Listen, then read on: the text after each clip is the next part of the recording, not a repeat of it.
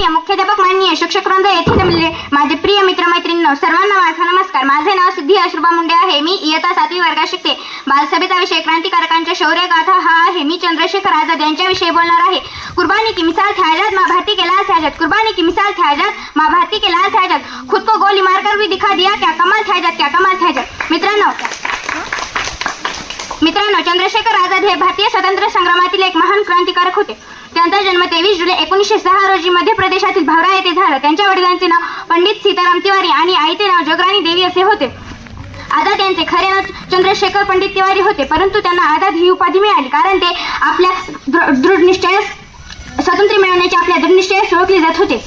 चंद्रशेखर आझाद हे बालवयातच देशप्रेमाने प्रेरित झाले होते. 1921 रोजी गांधीजींच्या असहकार चळवळीत त्यांनी सक्रिय सहभाग घेतला. वर्ग आणि माझ्या प्रिय बालमित्रांनो, सर्वांना माझा नमस्कार. माझे नाव अनिकेत अंगद मुंडे. मी आज तुमच्या समोर लोकमान्य टिळक 56 रोजी झाला. सावित्री वाचली तुमच्याशी बोलणार आहे. सावित्रीची तू सून पतानी ज्योतिबाची आई या जगाची तू सावित्री फेकले लोकांनी तुझ्यावर शेण घेतली तू आधार ती ज्योतिबाच्या रात्री उजाळायचे शिकवण्याचे ज्योतिबाचे मानणार आहे. भारताचे स्वातंत्र्य सहज मिळाले नाही तर त्यासाठी अनेक क्रांतिकारकांनी आपल्या प्राणाची आहुती दिली. त्यांच्या शौर्यामुळे आज आपण स्वतंत्र भारतात जगत आहोत. भगतसिंग, राजगुरू, सुखदेव, चंद्रशेखर आझाद यासारख्या अनेक वीरांनी आपल्या देशासाठी हसत हसत बलिदान दिले. त्यांचे शौर्य आणि देशप्रेम आपल्यासाठी नेहमी प्रेरणादायी राहील. देशासाठी लढले वीर त्याचा मान त्या शौर्यांच्या गाथाने उजाळला हिंदुस्थान, त्या शौर्यांच्या गाथाने उजाळला हिंदुस्थान. ठेव बलिदानाचा मान, हाच त्यांना खरा प्रणाम. क्रांतिकारकांनी आपल्याला धैर्य, एकता आणि देशप्रेमाचा संदेश दिला आहे. आपण त्यांच्या विचारावर चालून देशाची प्रगती करण्याचा संकल्प केला पाहिजे. जाता अडीच बोलेल, ज्याने देशासाठी दिले प्राणाचे बलिदान, त्या वीरांना माझा शतश नमन, हाच आमचा अभिमान. एवढे बोलेल मी माझे 2 शब्द संपवते. जय हिंद, जय भारत, धन्यवाद. दिला जात होता. सावकार हे सर्व जवळून पाहत होते.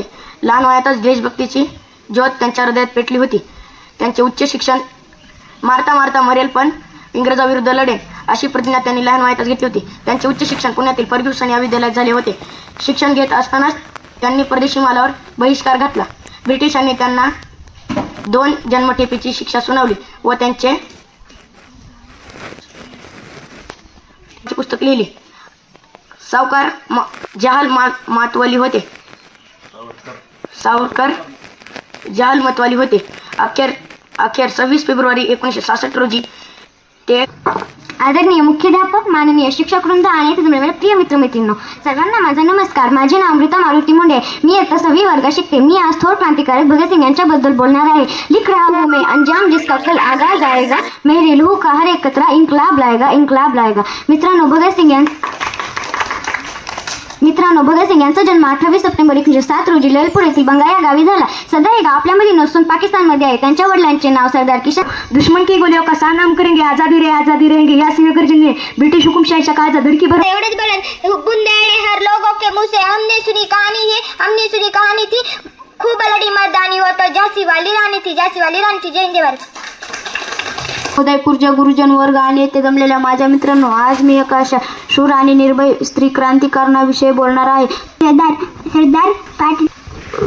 काम किया जो उस वल्लभ ने ना बच्चों का खेलता. भारत माँ का असली हीरा अपना वीर पटेल. सर्वांना माझा नमस्कार. माझे नाव संस्कृती आहे. मी आज सरदार वल्लभभाई पटेल याविषयी बोलणार आहे. 1908 रोजी पुणे जिल्ह्यातील खेडे येथे झाला. आज त्या गावाला आपण लाजगुरू म्हणून ओळखतो. ही माझी नम्र विनंती. मित्रांनो, महात्मा गांधी यांचा जन्म 2 ऑक्टोबर 1869 या साली झाला होता. त्यांचे पूर्ण नाव मोहनदास करमचंद गांधी असे होते. त्यांचे ऐसे होते हैं जो इतिहास बनाते हैं, कुछ लोग ऐसे होते हैं जो इतिहास बनाते हैं. यह उस वीर की अनुपम अमर कहानी है जिसकी रक्त कणों से लिखी गई जय हिंद निशानी है. नेताजी एक उच्च शिक्षित होते. त्यांनी इंग्रजांची गुलामी नको म्हणून इंग्रजांच्या नोकरीचा त्याग केला व स्वतःला देशसेवेत झोकून दिले. नेताजी काँग्रेस पक्षाचे अध्यक्ष झाले. तिथे गांधीजींचा त्यांना अहिंसावाद आवडला नाही म्हणून त्यांनी काँग्रेस पक्ष सोडून आझाद हिंद सेनेची स्थापना केली. तुम मुझे खून दो मैं तुम्हें आझादी दूंगा हा नारा आजही आपल्या देशभक्ताची आठवण काढून देतो. नेताजी अहिंसावादी नेता होते. ब्रिटिशांनी दुसऱ्या महायुद्धात भारताला ओढून घेण्याचा प्रयत्न केला. ते नेताजींना कळल्यावर नेताजींनी आंदोलने सुरू केली. त्यामुळे नेताजींना अटक केली. नेताजी कैदेत सुद्धा शांत बसले नाहीत, तर त्यांना आंबेडकर म्हणतात ना, शिक्षण हे वाघिणीचं दूध आहे. जो येथील कटक शहरात झाला. ते एका मोठ्या बंगाली कुटुंबात जन्माला आले होते. त्यांच्या वडिलांचे नाव जाकीनाथ व आईचे नाव प्रभावती असे होते. सुभाषचंद्र बोस स्वामी विवेकानंद आपले गुरु मानायचे. लहानपणापासूनच त्यांच्यात अन्यायाविरुद्ध लढायची श्रमता होती. देशाला गुलामगिरीतून मुक्त करण्यासाठी जिद्द त्यांच्यात होती. त्यांनी भारताला इंग्रजातून इंग्रजीचा प्रत्येक कण माझ्या ऊर्जेने गतिमान आहे. मी एक असा वेळ आहे जो तुरुंगात स्वतंत्र आहे. जिंदगी जो आपले दंपाची जाती हे दुसरं ते 28 सप्टेंबर 1907 रोजी झाला. त्यांचे वडील किसन सिंग व आई विद्यावती यांच्याकडून भगतसिंग यांना देशप्रेमाच्या बारकोळ मिळाले. भगतसिंग यांचे आई वडील त्याबरोबर 10 महिन्याची तुरुंगवासाची शिक्षा झाली. एवढे बोलून मी माझे 2 शब्द संपवतो. सभेचा विषय होता थोर क्रांतिकारकांचे कार्य.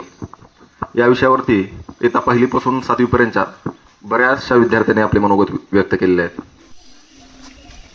बालसभा ही वक्ते तयार करण्याची एक चांगली संधी मिळते. बालसभेतून आपण दिलेल्या विषयावर बोलतो. आपल्याला फेब्रुवारी-मार्च मध्ये जी शेवटची बालसभा होणार आहे आणि विशेष क्रांतिकारकांबद्दल भाषण केल्याबद्दल सर्वांचे आभार मानतो. जय हिंद, जय महाराष्ट्र.